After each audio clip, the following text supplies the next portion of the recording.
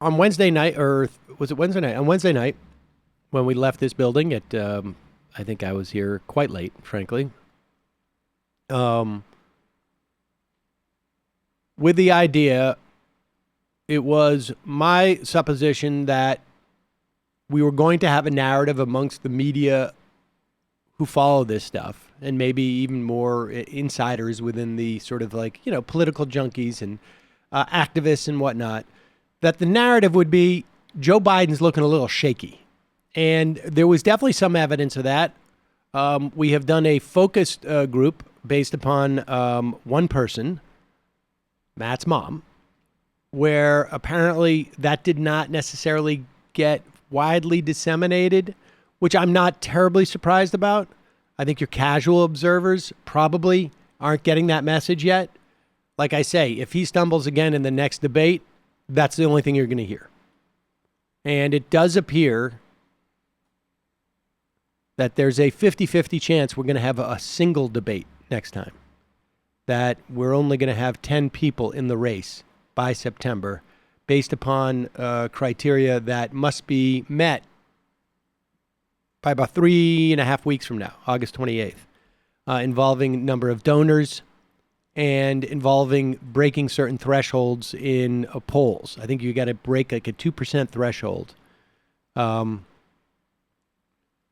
which I think is reasonable. I mean, I appreciate the idea that the Democratic Party wants to be as democratic, small d, as possible, or big D, I should say, small d, one of the Ds. And but I think saying that you need more than 1.3% in the polls or 1.8% in the polls to qualify for the third debate, it seems fair to me. Otherwise, we'll have John Delaney in this thing for the rest of eternity because he's a millionaire and he can pay for himself to go through it. So the other things that seem to be sort of like coming out of this, and I haven't seen any polling yet. Have you seen any polling coming out of the debates? That'll probably come this weekend. And, but there is a sense that the media really hates to give Bernie Sanders any credit at all. That's just, I think, the fact. They're more willing to do so with Warren. And in some ways, I think, certainly the feeling that night was that they both did great. And they were doing it, it seemed like they were, it was Butch Cassidy, Sundance Kid type of situation. I'm not saying one was Butch and one was Sundance. I don't know. Everybody has their own favorite. And I'm saying in the middle part of the movie. Yeah, for our younger viewers who might be end. in college and high school still, what is this Butch Cassidy and Sundance Kid? Well, it was Paul Newman and Robert Redford. Yes, and they were and they were actors. And they were going around and having fun, robbing banks and whatnot. And but they were good. They were always very polite about it. Now, of course, the end of the movie didn't work out so well because they went down to Bolivia and they ended up getting, whatever. But nevertheless. It's bad foreshadowing. Right. Well, but for that one moment, they were reminiscent of that. And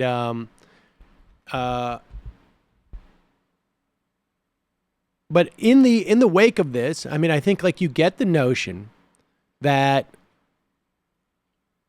there will be no bigger supporter of Bernie Sanders if he wins the nomination than Elizabeth Warren. And you get and you get the same sense that there'll be no bigger supporter of Elizabeth Warren if she wins the nomination than Bernie Sanders. And in the meantime, I think this is great because they're both building, and they have distinct coalitions. And we talked about this the other day. They have distinct coalitions, different age cohorts.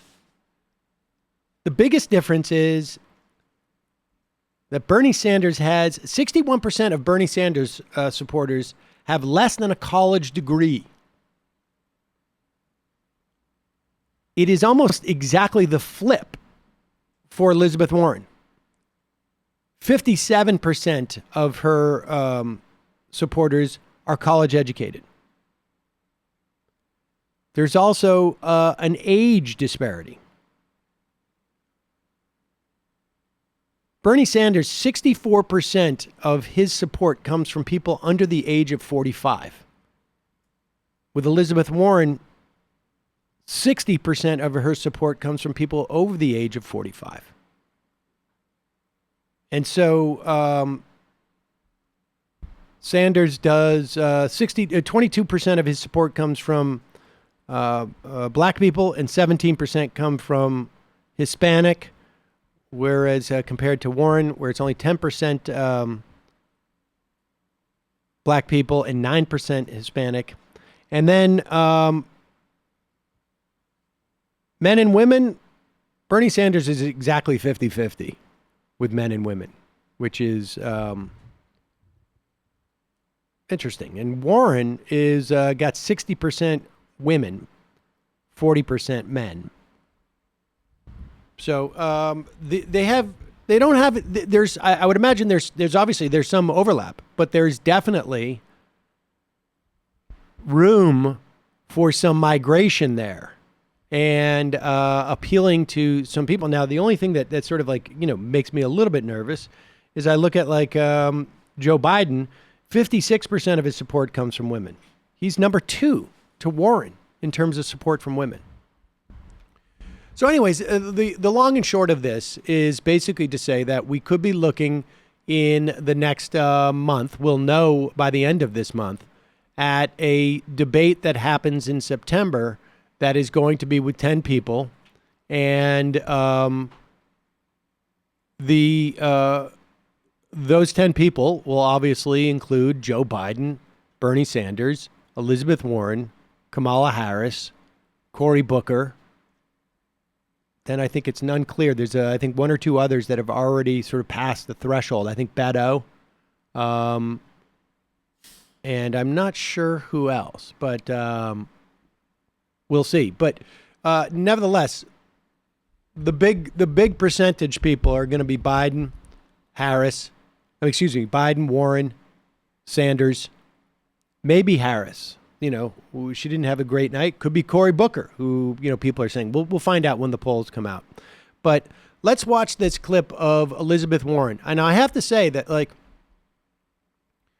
the big knock on Warren from people 3 months ago was that there was not a huge confidence that she had the ability to beat Donald Trump. And I think part of that was a function of a lot of things. I think people were concerned about the way that her campaign handled the whole Indian heritage, Native American heritage thing. And I think there was also just sort of a sense of she didn't seem, I don't know, that glib, or nobody could, when I would talk to people about it, and I felt some of the same, and it was very hard to articulate what exactly it was about her presentation that didn't seem to be, I don't know, glib or practiced in some way, or confident, or I don't know what it was. Because as I say those adjectives, I don't think those adjectives capture it really.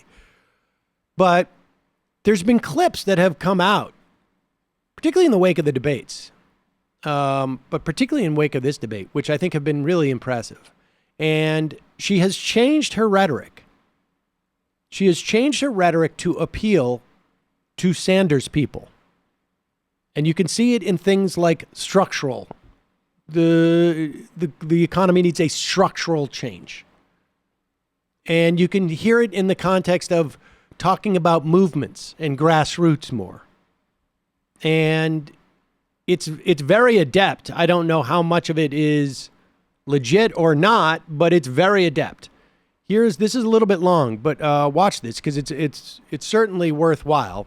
This is on CNN, and this comes in the wake, and I don't know if we played this, the one with Chris Matthews, we did the other day, where Chris Matthews was insisting that she just say the words, taxes will go up with Medicare and for all, and she would not say that because she wanted to frame it as costs to individuals.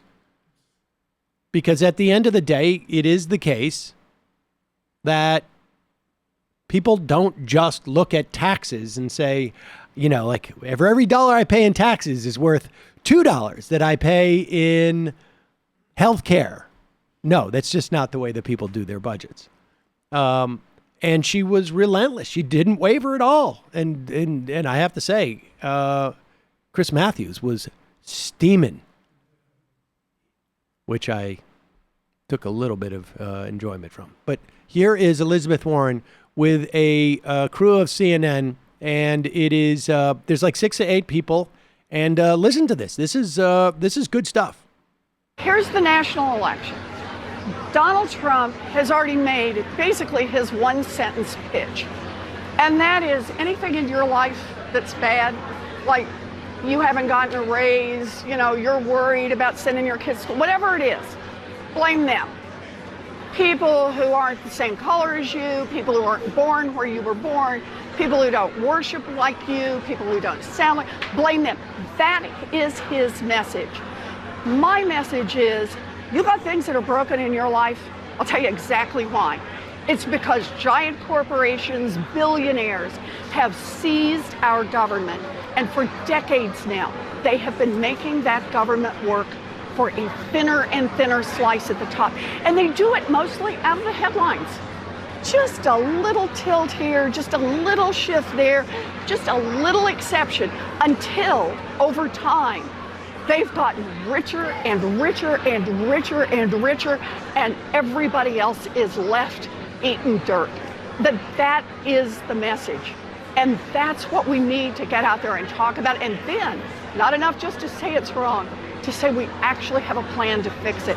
We go after the corruption head on. Pause it for 1 second.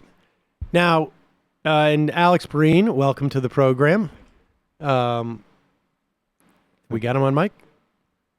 Yep. Okay, there he is.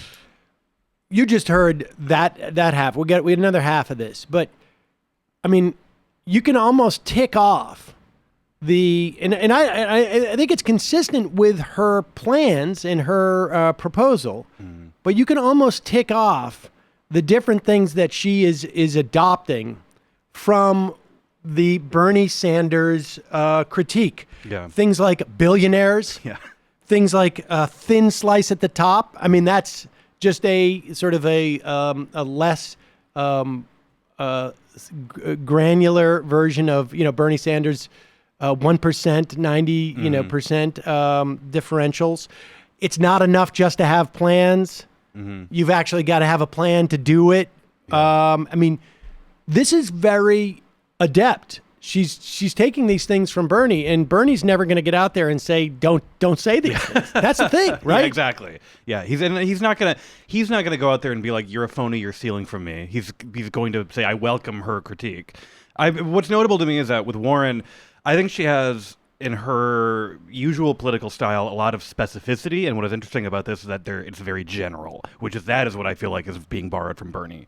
Like, usually she's very specific about the industries and the people and companies she's talking about, and now she's speaking much more generally about the system. Right, about a system, and she's talking about structural reform, and she's saying stuff like, and you get stuck with dirt. Yeah, yes. Right? Yeah. I mean, I feel like everybody in the room when that came up was just like, whoa. Yeah. Like, she's saying this on TV to people. Yeah. But let's continue. This economy in a couple of basic ways.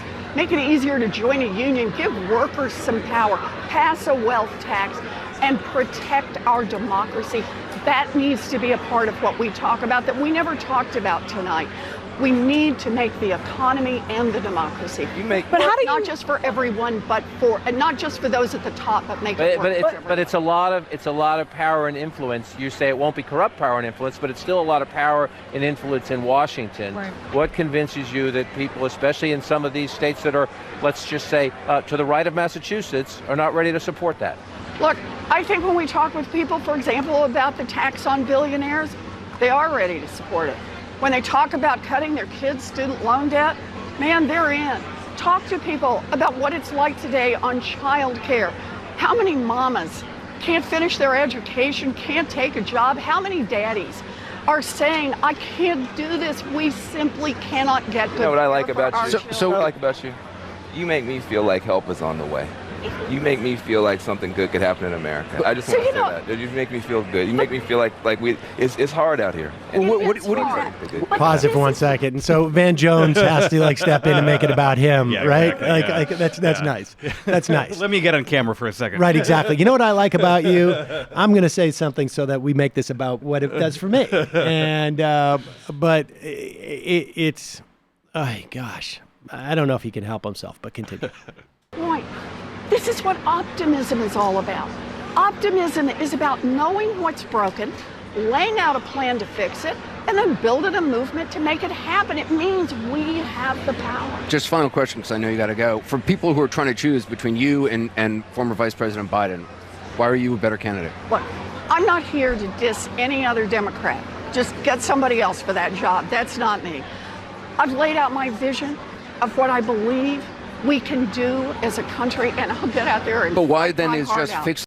All right, and I would just say on that last part that she's not, I hope she's saying specifically she's not there in that moment, in that seat to diss another Democrat. But I hope that when we see, hopefully, her on stage with Joe Biden, that we do see some of that. Yeah. I hope so too. Desperately. I mean, everyone wants I really actually the way the last debate draft worked out, I thought was sort of beneficial for everyone, because they don't necessarily at this stage, like Warren doesn't want to be seen as an attack dog yet, I feel like, but letting Booker and Harris do that is what they want so far. Absolutely. I think you're absolutely right about that. And you don't want to, you want hopefully a weakened Biden going in to September, frankly. And I don't know that he's going to be much weakened, but I do think that the sort of like undergirding of the idea that he is the strongest candidate, it seems to me, and I mentioned this before you came in, it seems to me that's happening.